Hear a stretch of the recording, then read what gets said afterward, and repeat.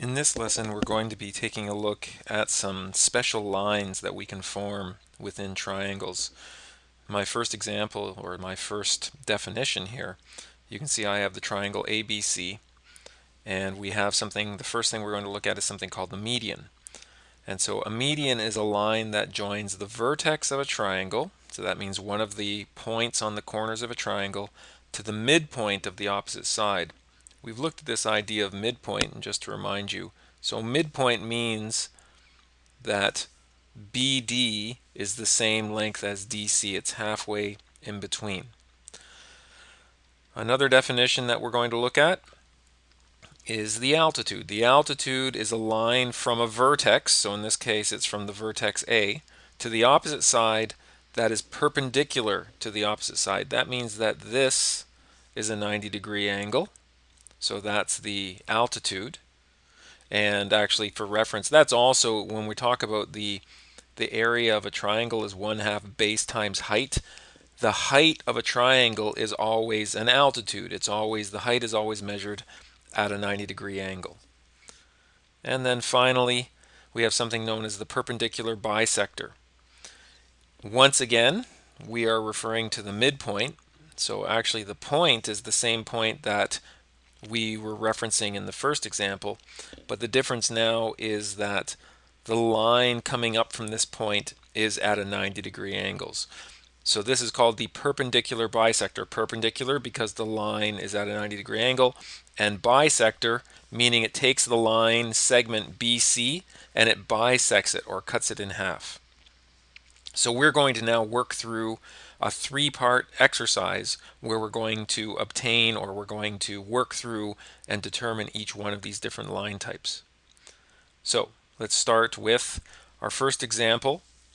So we have the triangle STU, and I've used technology, I've used GeoGebra to just graph it nicely for us here. So the point S is at -2, -3, the point T is at 9, 4, and the point U is at 11, -4. We want to find the equation of the median from S. So the first thing we need to find the median from S is we need the midpoint of the opposite side. So that means we need the midpoint of TU. And then once we find the midpoint of TU, and just looking at it here, it looks like it's there to me. So STU, I could call that V, but I'm actually going to call it something. I'm going to call it capital A, just to make sure it's completely different than the letters that I'm using here. So first of all, we have to find the midpoint of that opposite side. It looks like it could be here at 10, 0, but we're going to calculate that. And then I need to find the equation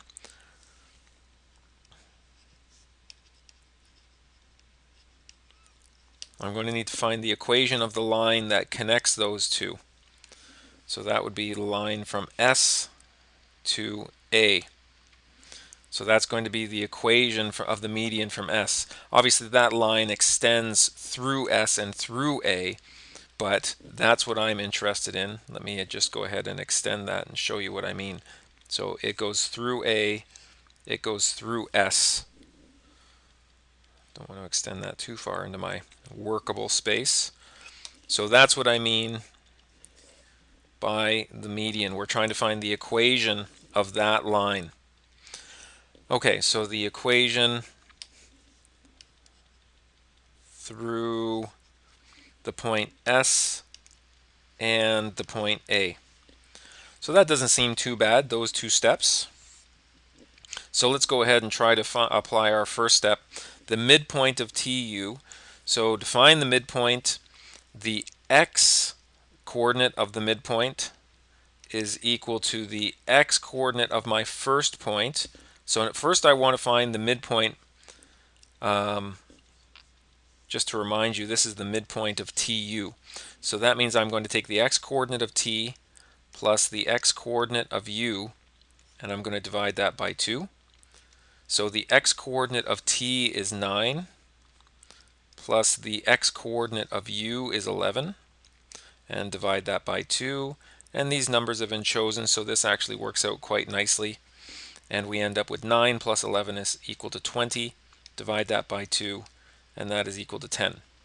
So that's the x-coordinate of the midpoint. That's also the x-coordinate of another way to represent that. That would be the x-coordinate of the point A, because that's our midpoint. Can I fit this in here? Let's change colors just to make it clear. The y-coordinate of the midpoint is going to be the y-coordinate of t plus the y-coordinate of u divided by 2. So what are those y-coordinates? The y-coordinate of t is 4, and the y-coordinate of u is negative 4. So that's going to be 4 plus, and then I use a bracket to make sure I'm careful here, 4 plus negative 4 divided by 2. 4 plus negative 4 is just the same thing as 4 minus 4 divided by 2, which of course is 0 divided by 2, which is equal to 0. And again, I could have also represented this as the y-coordinate of A. So having done that, my midpoint, which is the point A, is 10, 0, which is, from our diagram, since we have such a good diagram to work from, that is our midpoint of TU. So now that I have the midpoint of TU, I have to take my next step, which is the equation of my line that goes through S and A. So in order to do that, I need to find the slope of SA. And so maybe here just a reminder, because we're using M for midpoint and M for slope, just to remind you, we're finding slope in this case. The slope of SA, generally the formula for slope is y2 minus y1 over x2 minus x1.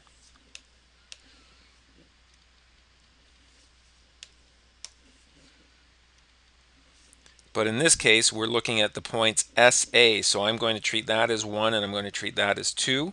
So that means that's going to be YA minus YS over XA minus XS. So what is the y-coordinate of A? That's here, that's 0. What is the y-coordinate of S? The y-coordinate of S is negative 3. So that's going to be 0 minus, and we want to be careful here, negative 3 in brackets, over the x-coordinate of A, which we found to be 10, minus the x-coordinate of S, which is negative 2. So again, being careful using brackets, negative 2, to make sure we don't mess up our subtraction operation. 0 minus negative 3 is 0 plus 3 is simply equal to 3. 10 minus negative 2 is the same as 10 plus 2, and that is equal to 12. So we end up with a slope of 1/4.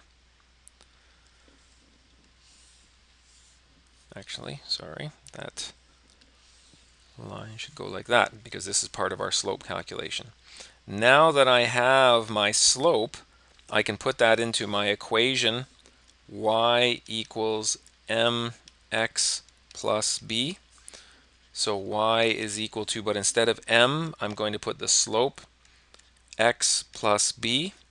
And now to find this, in order to find b, I'm going to sub the point A or the point S, and I can choose whichever one. Is there one of those that's easier to work with than the other? Well, S has negative 2 and negative 3. A has 10 and 0. So on the face of it, it looks like A is a little bit easier to work with. Now, something I've said in the past is that whenever possible, you want to choose to work with values that were given to you in the problem as opposed to a value that you've calculated yourself. In this case, that actually doesn't matter because I found this slope using this value. So I'm already assuming that this value is correct. Using this value again is not going to hurt me. If I've made a mistake, I've already hurt my chances of getting the question right. I've already made my mistake. So I think A is actually a little bit easier to work with. So I'm going to go ahead and use A. I'm not going to use S. And so when I sub in y equals 1/4 x plus b, instead of y, I'm going to put the value 0 equals, and it's going to be 1/4, and instead of x, I'm going to put the value 10, and that's going to be plus b, and that ends up being 0 equals 10 over 4 is the same as 5 over 2 plus b, and with a little rearranging, I end up with b equals negative 5 over 2. I take it to the other side, and so therefore the equation of the median from S, from the vertex S, is y equals, and we had a slope of 1/4 x minus 5 over 2. And because we have such a nice diagram, we can actually go and try to verify that equation. So let's take a look. Negative 5 over 2 is around negative 2.5 for the y-intercept. That looks about right. And our slope is, what was our slope? 1/4.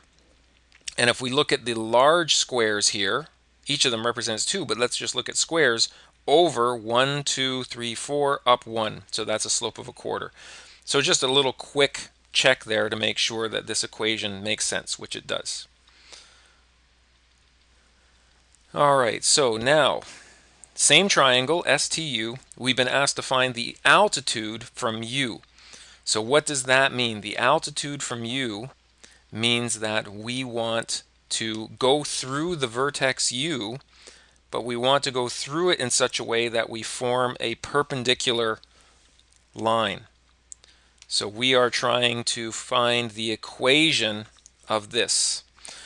So unlike I used A before, so this time I'm going to label that as B on the other side there. We have to find that point B. So we know that this altitude is perpendicular to the side ST. So the first thing I'm going to do is I'm going to find the slope of ST. And that's equal to y2 minus y1 over x2 minus x1. So the slope of ST, well, y2, so I'm going to use 1 and 2. So t will be 2. So y2 is equal to 4 minus y1 is equal to negative 3 over x2, that's x of the t point, that's 9 minus x1, which is of s, negative 2. 4 minus negative 3 is equal to 7. 9 minus negative 2 is equal to 11. Well, that's an unfortunately awkward value for slope, but it is what it is. When you get a value like this, the best you can do is just double check, make sure that the values make sense. We're finding the slope of ST. It's going to be 4 minus negative 3. Yeah, that's 7. It's going to be 9 minus negative 2, which is 11. So this seems to be correct. If that's the case, then the slope perpendicular is going to be the negative reciprocal of this, which is negative 11 over 7. So that's one piece that I need. Now that I have that, I know the slope of this line BU. So that is the same as the slope of the line BU, or the line segment BU.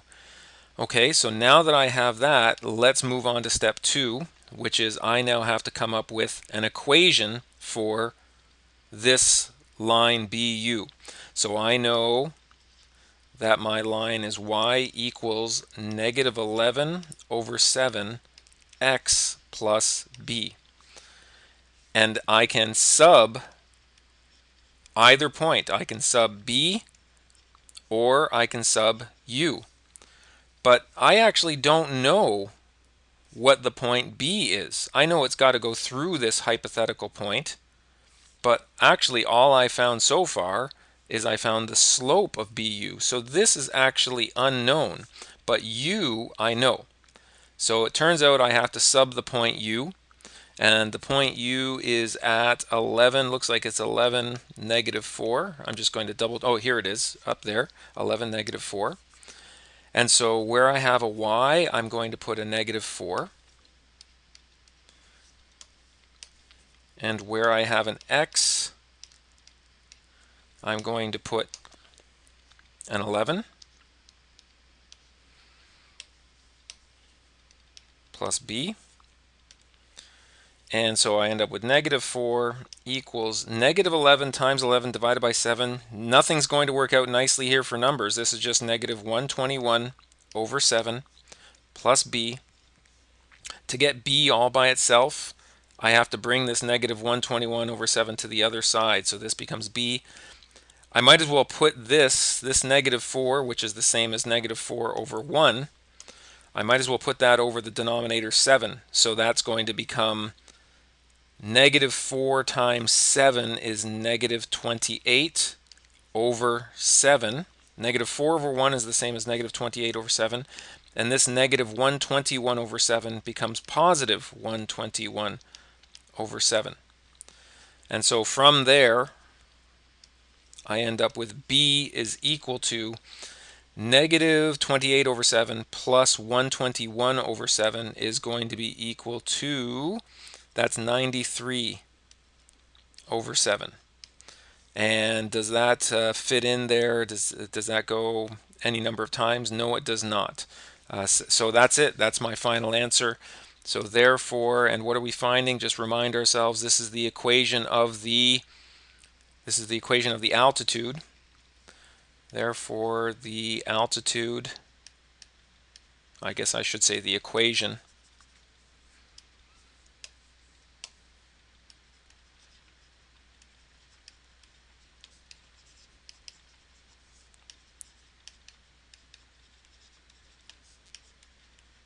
from U is, and it's not a nice looking equation, it has a slope of -11 over 7 x, and it has an intercept of plus 93 over 7. Now, how many times does 7 go into 93? It goes into 10, goes 13 times and a little bit, 13 point something. So let's take a look. Actually, we're not going to be able to get this from the graph. If we extended this graph upwards and upwards and upwards and upwards, you could maybe imagine it would intersect somewhere around 13, but we don't have a good scale for us to be able to tell that. We can see that the slope is negative here. And can we get a feel for how negative? Not really. It's not an easy thing to estimate. -11 over 7 is somewhere between -1 and -2. That looks about right.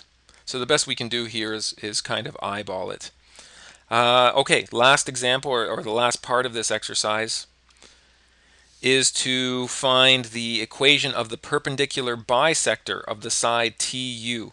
So we want to take the side TU, we want to bisect it, so that means we want to find a point halfway. We already did this actually. And we labeled that as the point A. I'm just going to use that. So my first step is I'm just going to recall A, and it worked out to be A was equal to 10, 0. So I'm just going to reuse that from part A of our exercise. And now I need to find the perpendicular bisector to this, which means I'm going to draw a line that forms a right angle, and I'm not going to assume it goes through S. Maybe it does, maybe it doesn't. I'm going to draw it as if it doesn't, so I don't bias myself as I'm doing this work. So I know it goes through A, so what do I have to do now? Next thing I need to do is find the slope of TU. So the slope of TU is equal to, that's not the one we did in the previous question, is it? The slope, no, we did the slope of ST in the previous question. Okay, so let's find the slope of TU. That's going to be the y coordinate of U, which is -4, subtract the y coordinate of T, which is 4. And if you like, you can put brackets. Not as important to put brackets so long as there's no negative sign here. Now we need the x-coordinate of u, which is 11, minus the x-coordinate of t, which is 9. So that works out to be negative 8 divided by 2, and that's equal to negative 4. Well, that's nice. That's the slope of TU. Now we need the perpendicular slope to that. So if this is the slope of TU, that means that M perpendicular must be equal to the negative reciprocal of this is positive 1 over 4. And that's going to be the slope of our perpendicular bisector, this black line. So that means now we have to figure out the equation of this perpendicular bisector. And we're going to use that slope. So that means my equation is going to be y equals 1/4 x plus b. Let's take a look at that slope, 1/4. Yeah, that makes sense actually. And actually, if you think back, we've seen this before, this slope of 1/4, so that can give us a clue on what's coming up here. Now that I've got the slope of 1/4 x plus b, what points does this go through? Well, I specifically didn't draw it going through S because I didn't want to make any assumptions. I can't assume that. So the only point that I know it goes through is the point A, and that is the point 10, 0. And so now I go ahead and I put in 0 here for the y value equals 1/4. My x value is 10 plus b, which is my unknown, the y-intercept. So 0 is equal to 1/4 times 10 is equal to 10 over 4, which is the same as 5 over 2, plus b. And so b is equal to negative 5 over 2. So that's actually, and I didn't want to bias it, this is actually going to end up being, therefore, the perpendicular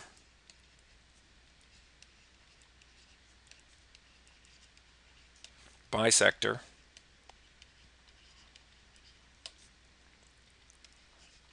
of TU is y equals 1/4 x minus 5 over 2.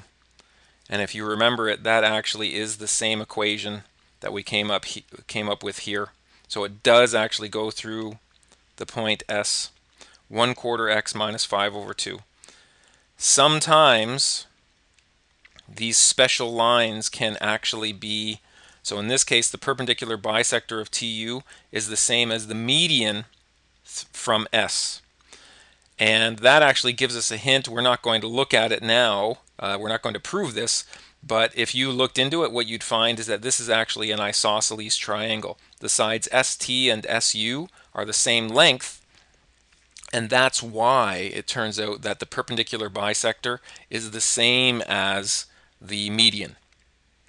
Okay, that's it. We've shown how we can come up with all three of those different special lines in triangles.